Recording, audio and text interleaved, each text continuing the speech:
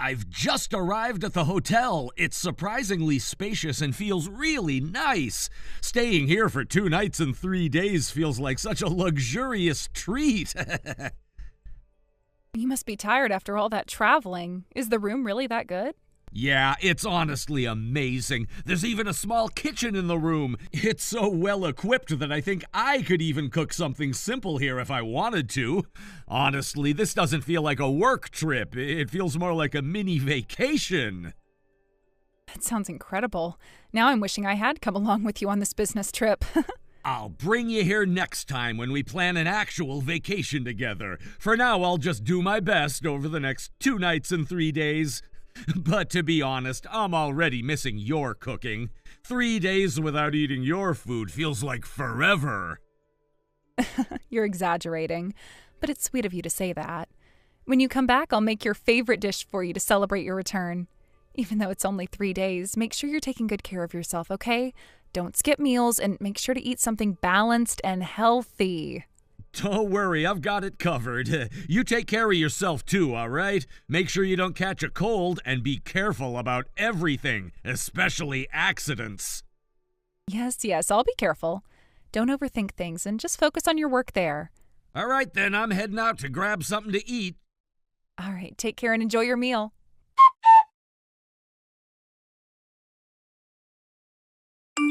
Finally, I managed to get out of the house. After being under her constant nagging, it feels so good to breathe freely again. I'll leave the hotel room key unlocked for you, so just come right in when you arrive. Honestly, my clueless wife hasn't noticed a single thing yet. It's absolutely hilarious. She keeps sending me these take care of yourself and make sure you eat messages, like she's my mom or something. Seriously, who does that? She's such a boring old hag. I can't even see her as a woman anymore, not since years ago. I wish we could hurry up and stop having to sneak around like this. I want us to be able to enjoy ourselves openly without worrying about her at all. But for now, just get here quickly. I've been waiting all day for this. Let's have an amazing time tonight. Wait, what? Oh, crap! No, wait! I sent that by mistake! Please, don't think about it. Just forget I ever sent it, okay? Forget it? Are you serious? How could I possibly forget this? What is this? What are you talking about? Am I the stupid wife you mentioned? Who was this message actually for? Tell me the truth, David. No, it's nothing like that. It was just a joke. Yeah, just a stupid joke between friends. I sent it to you by mistake, and I didn't mean a single word of it. A joke? A joke about calling me stupid, about calling me an old hag? And you say you don't see me as a woman anymore? Don't insult my intelligence. Tell me, who were you trying to send this to? It's not what you think. It's just someone I know from school, an old friend, that's all. We were just messing around. I swear it's nothing serious. An old friend? And you invited this old friend to your hotel room? You told this person you couldn't wait to have fun with them? David, just admit it. You're cheating on me, aren't you? What? No way! Of course not! I'd never cheat on you. How could you even think that? How could I not think that, David? This message wasn't meant for me, and it's obvious who it's meant for. You're talking about sneaking around behind my back, calling me names, and planning a secret rendezvous. This isn't a joke. No, you're misunderstanding everything. I love you, okay? You're the best wife anyone could ask for. Why would I throw away everything we have for someone else? Do you really think I'm going to fall for that? If you're innocent, you wouldn't mind if I checked your phone, right? Let me see your messages, David. I can't do that. All right, fine. You win. I'll tell you the truth. Yes, I've been seeing someone else. I knew it. But let's not sugarcoat this. You're not seeing someone. You're cheating. Don't try to make it sound better than it is. I know. I'm really sorry. I didn't mean for things to get this far. Who is she? How long has this been going on?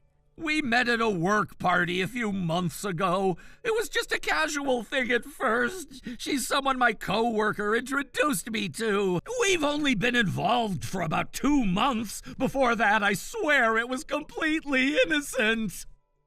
A work party? Do you mean a mixer? You went to a mixer without telling me? And now you're trying to convince me it was all innocent at first. Don't make excuses, David. I know I messed up, but it's not what you think. I swear she doesn't mean anything to me. You're the one I truly love. Stop it. You've been bad-mouthing me to her and laughing about it together, haven't you? And now you want to tell me I'm the one you love? Do you think I'm stupid? No, I don't think that at all. I admit I made a mistake and I regret it. But can't we just move past this? Everyone complains about their spouse sometimes. Complaining about your spouse is one thing, David. Using those complaints to flirt with your mistress is completely different. You keep saying you're sorry, but your actions show otherwise. I'm sorry. I mean it this time. I'll never do it again, I promise. No more cheating, no more bad-mouthing you. I'll change. But if you could forgive me, there's one thing I'd like to ask. What could you possibly ask for right now? Could we consider letting her be my second wife? Excuse me?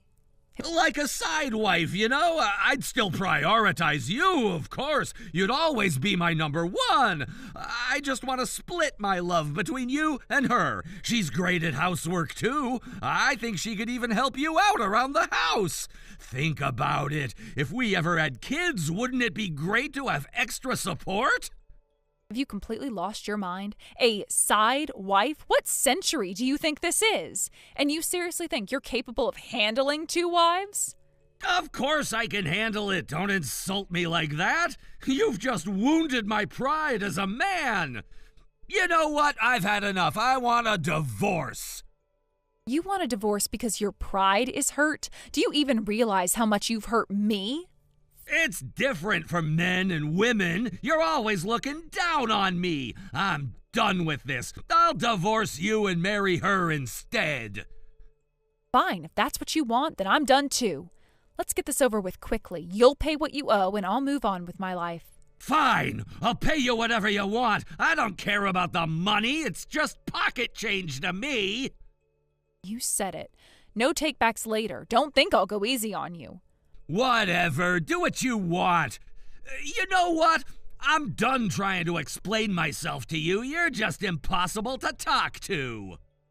Oh, I'm impossible? Coming from the man who just admitted to cheating on me and then had the nerve to ask if he could keep both me and his mistress? Do you even hear yourself, David? I was trying to be honest. Most guys wouldn't even admit they were wrong. I came clean because I respect you enough to tell you the truth. Respect me? You've disrespected me in every possible way. Cheating, lying, bad-mouthing me, and then trying to justify it all like you've done nothing wrong. That's not respect, David. That's just arrogance.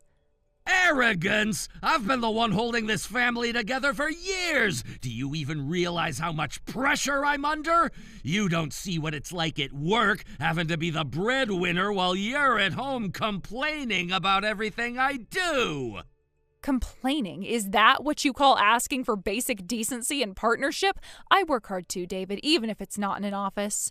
Or have you forgotten that this house doesn't run itself? Oh, please, don't give me that. You have it easy compared to me.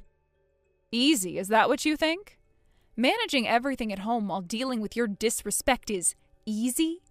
Do you even know what it feels like to be constantly belittled by the person who is supposed to love and support you? And do you know what it's like to feel unappreciated no matter how much I provide? You think it's fun coming home to someone who always has something to criticize? Maybe if you'd show me a little more affection, I wouldn't have looked elsewhere. Unbelievable. So now it's my fault you cheated. You're blaming me for your inability to stay faithful? I'm just saying that relationships are a two-way street. You weren't exactly the perfect wife, you know. Oh, I'm far from perfect, but at least I didn't betray you. I didn't go behind your back, disrespect our vows, or drag your name through the mud. I had my faults, but I was loyal. Can you say the same? Look, I already said I was sorry. What more do you want from me? Blood? What I wanted was a husband who respected me enough not to cheat, but clearly that was too much to ask. Fine, you've made your point. I screwed up, but we can't undo the past. We can only move forward. Move forward with you after everything you've done? That is not moving forward. That is setting myself up for more pain. You don't even want to try to rebuild what we had? What we had? David, what we had is gone. You destroyed it the moment you decided I wasn't enough for you. I'm not going to listen to what you have to say anymore, David. I'll get in touch with you again later, with a lawyer.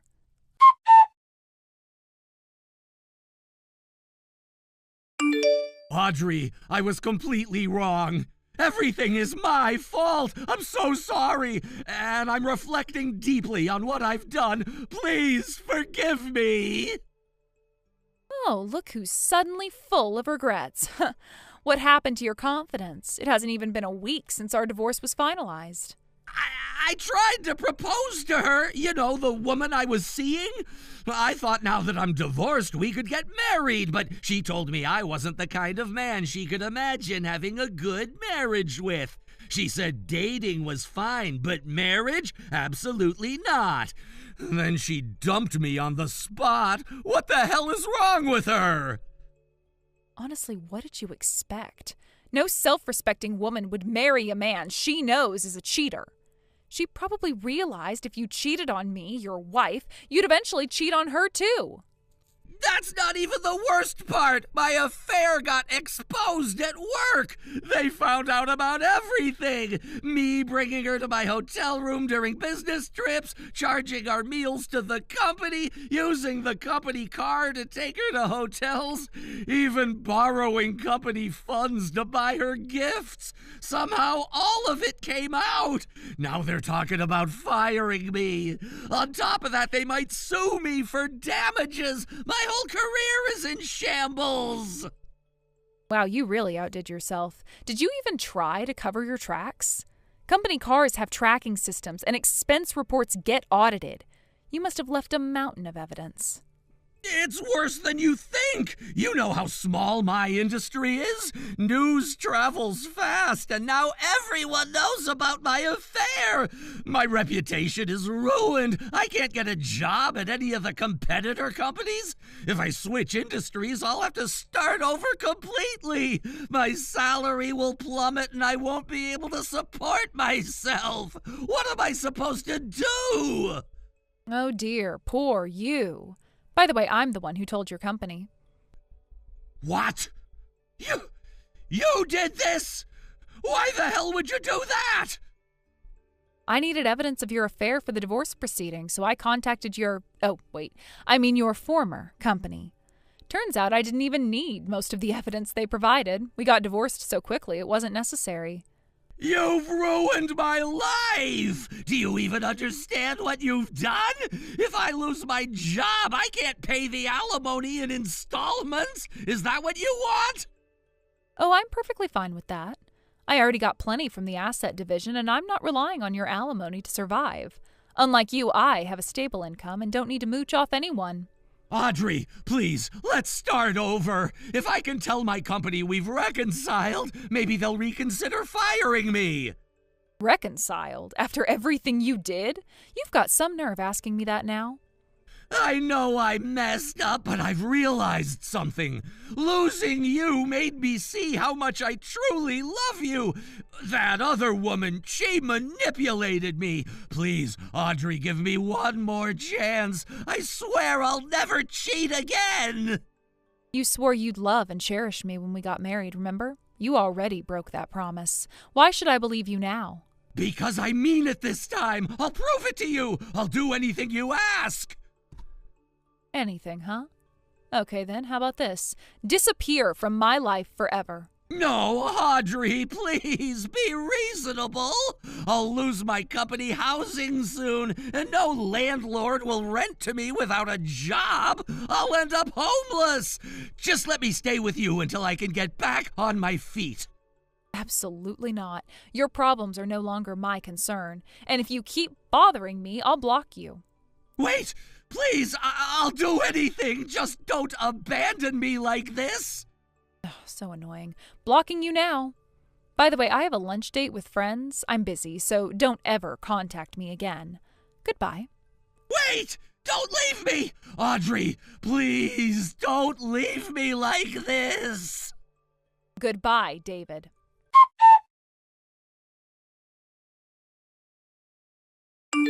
After that, David tried various ways to make contact with me. He would lie in wait trying to ambush me whenever he thought I'd be somewhere. He sent me letters, packages, and even small personal items.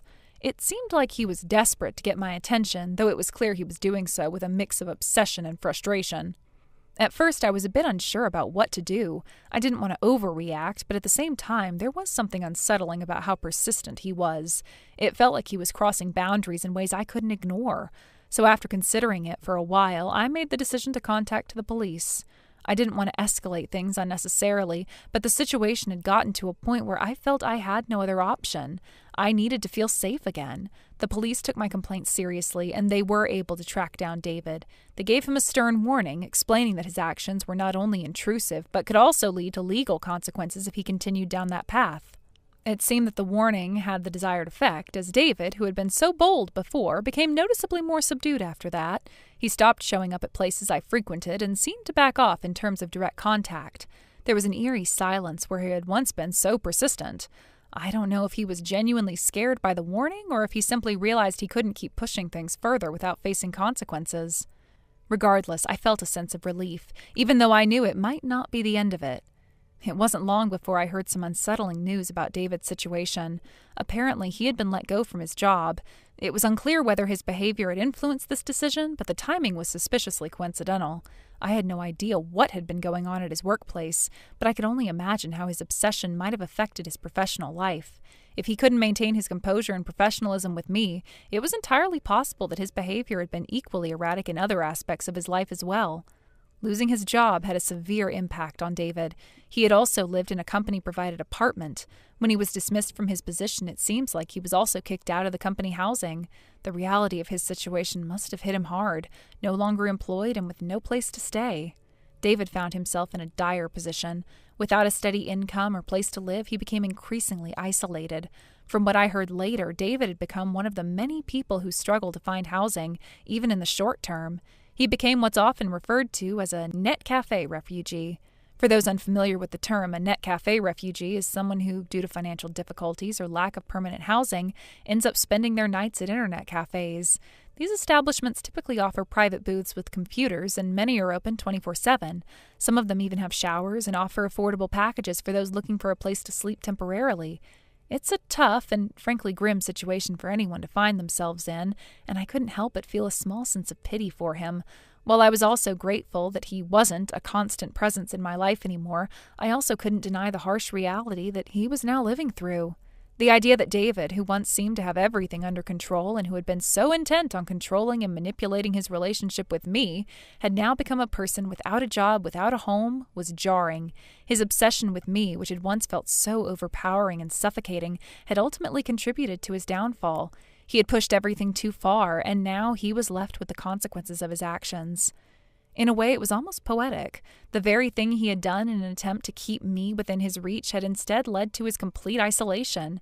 He had thought that if he could just make contact with me one more time, if he could just get me to acknowledge him, everything would somehow fall into place for him. But instead it had all unraveled.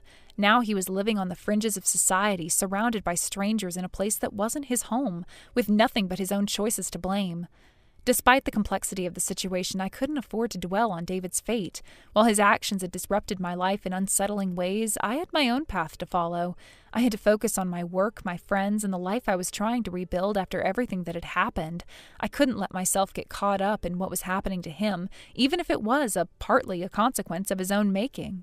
But it's hard not to wonder how things could have turned out differently if David had just respected the boundaries I had set from the beginning. If he had accepted the end of our relationship and moved on, perhaps he wouldn't have found himself in such a devastating position. Instead, his refusal to let go, his relentless pursuit of a connection that was no longer there, had left him with nothing. As time passed, I occasionally thought back to those dark days when I felt constantly on edge, never knowing if David would show up out of nowhere or send another strange letter. The anxiety had become overwhelming at times, but now I could look back with some distance and reflect on the fact that, despite everything, I had made it through. I had taken control of the situation, sought help when I needed it, and managed to regain my sense of safety. For David, on the other hand, the journey was much more uncertain. The future was no longer in his hands, and he was left to face the harsh consequences of his obsession. It's a tragic story, one of a man who lost his way, consumed by his fixation on someone who was never going to be a part of his life the way he had imagined. And in the end, it was his obsession that led him to lose everything he once had. Thank you for watching. Please subscribe and hit the like button.